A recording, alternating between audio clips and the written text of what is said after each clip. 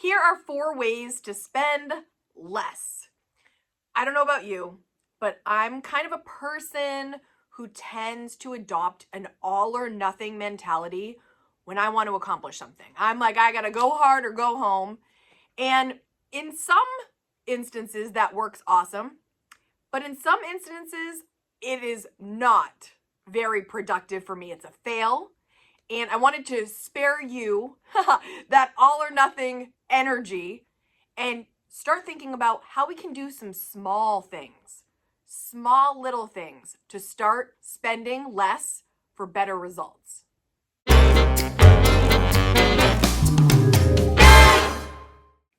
Number 1, let's start by reducing by 1. Some of you are like, but Kate, I like going to the drive-thru and get my coffee. Fine. Kate, I love going out to lunch with my coworkers. Fine. I love going out to dinner. It's my favorite thing to do each week. Fine. You can do some of these things. If you love to go out and get your food out, fine. But subtract 1 time. If you do it right now, twice a week, still enjoy that 1 time out, but subtract 1. If you go out twice a month and you're like, this is great, take 1 away just while we're trying to spend less. We just did No Spend January as a channel, and that meant we just spent on the essentials and we cut out the extras, which was like a nice 30-day sprint. Some of you have even continued on and are gonna do a no buy year. And if that's your plan, awesome. But for everyone else that's just run-of-the-mill spending, the average person, we're gonna have these expenditures sometimes. We're gonna wanna treat ourselves sometimes. Fine. But just reduce it by 1 and see how you feel. Say you're that coffee drinker that goes through the drive-thru every single day. Reduce it by 1. I'm even gonna say if you grocery shop twice a week, subtract 1 and you only go once a week. This has been one of my cornerstones of frugal living, going to the grocery store 1 time per week. It saves me so much time. It saves me so much energy. It's always that 1 trip. And these days I go right through the grocery pickup, and it has been a life changer. So wherever you are doing things multiple times per week or month, just try subtracting 1. Reduce by 1 and see how that works. Just to get started, you might find, say you're going out 5 times a week. I don't know what you're doing. I don't know what you're doing in your spare time, but say you're going out 5 and you subtract 1 and then you start doing 4. Then maybe over a little bit of time, you go to 3, you go to 2, you go to 1. Whatever the thing is that you do that you think you might do a little too much, reduce by 1. Don't eliminate it. You're still doing it. You're just doing it a little less. Number 2. Now this is an oldie, but a goodie, and it's so relevant right now. I feel like people lately are trying to numb out their feelings with spending. There's a lot going on, and I feel like people are stressed, they're overwhelmed, and for some, that spending is a temporary relief, a temporary joy. Correct? Right? We've all been there. Filling that cart on Amazon and you're like, oh, I can't wait till this arrives. Even myself, I had 3 book titles. People have recommended some personal finance books to me that have changed their lives, and I'm like, ooh, I'm always open to that. So I'm like, cart, cart, cart. And then I'm like, I know what I really need to do here. Save for later, save for later, save for later. Leave it in the cart for 24 hours. Give it a day, because we're feeling that need. We need it. We need it now. I want it now. You know that feeling. We want it now. We want it instantly. And it temporarily feeds that need. But that will fade most of the time. I saved in the save for later. I don't even remember what books I put in there, and it's been a couple days. Completely forgot about it. Now, when I get a little time, I'm going to go back in. I'm going to check with my local library first to see if those book titles are available so I can just take them out of the library for free, read them, return them. The other thing is I even have gift cards in my Amazon, so it was even more like wanted to just pull the trigger because it would actually be free. But listen, I got other stuff that I need, right? I need other things more than those books right now, and I might be able to read them for free. And I'll probably check and see if there's a free audiobook on YouTube, because often there is.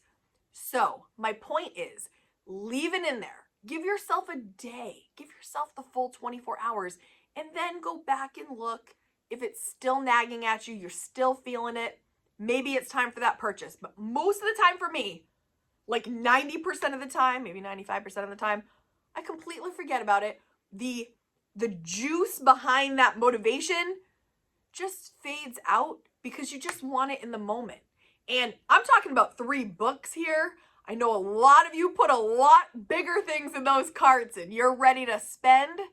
If you want to spend less, give yourself a day. Let it sit, let it simmer. Go back. See how you're feeling then. Before we get into number 3, I wanted to let you know we have a goal on this channel to reach 100,000 subscribers. So if you enjoy this content and you haven't hit subscribe yet, please click subscribe and help us reach our goal. Number 3, swap out one spending activity. This is similar to number 1, but this is a swap, a full out swap. So say you go to the movies at the cinema, right? And you go get popcorn and you do the whole thing, right? Maybe some Swedish fish or some Sour Patch Kids. Okay, my mouth's watering. But instead, swap that for a movie at home. You're already paying for Netflix. Watch a movie. Get cozy on the couch. Get the blankets. Pop the popcorn. Throw in a pizza from the freezer that you bought that one time you were at the grocery store this week, and spend less, but still have super fun with those that you are doing the activity with. Or choose to swap another activity that is similar but costs less. Another great example is, say you want to go out to dinner with your girlfriends. Now, the real motivation probably, I'm imagining, is you want to catch up with your girlfriends. You want to talk to them. You want to look them in the eye. You want to give them a hug.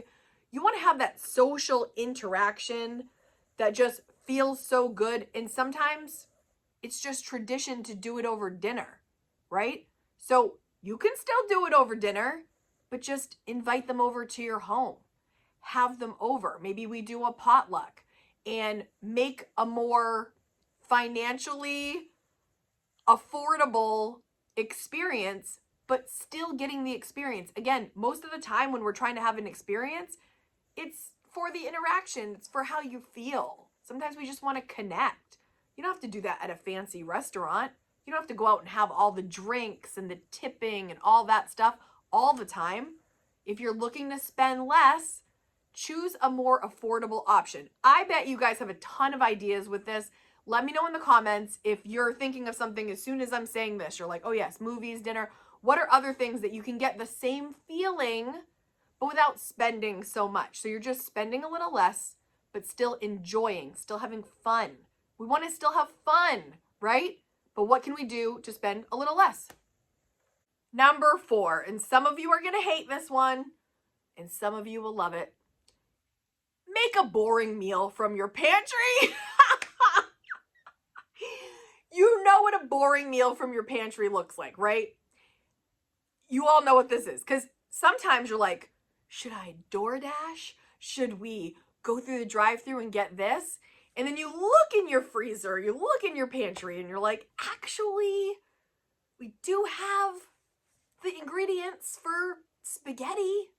We have the ingredients for rice and beans. We have the ingredients for a pretty good sandwich. Go for the boring meal and just do it.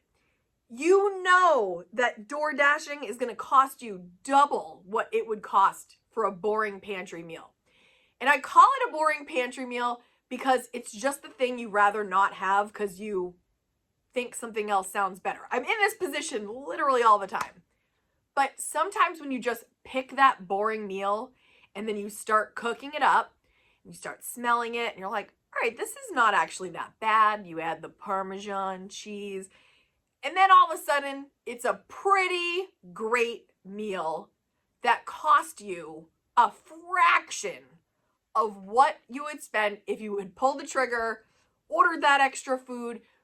And it's just like, it's just getting over that moment, right? It's that moment where you make the decision. It's the moment where you either click or you put down your phone, you open it up, you see what's possible, and you go for that boring meal. And I'm saying boring for fun, but like maybe it's not that boring, but compared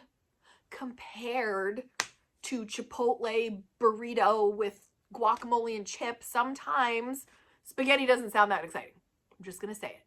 But it saves tons of money. It will fill you up, and you're using what you've already purchased. A big other cornerstone of frugal living is using up what you have. And sometimes we have so much and we just don't want that. And I get it. I do it all the time. But if you're trying to spend less, go for the boring meal. Try to add your own little flair to it so it's a little bit more delicious. And actually, sometimes I'll just like Google, how can I make this better? You know what I mean? And you can get so many ideas to make a boring meal actually pretty great. And again, a fraction of the price. Use up your canned goods. Find ways to use like your leftovers and your pantry. Make a little something magical. It'll save you so much money over time. Frugal living is about having fun with the resources that you have and making the most of your time, your money, your energy.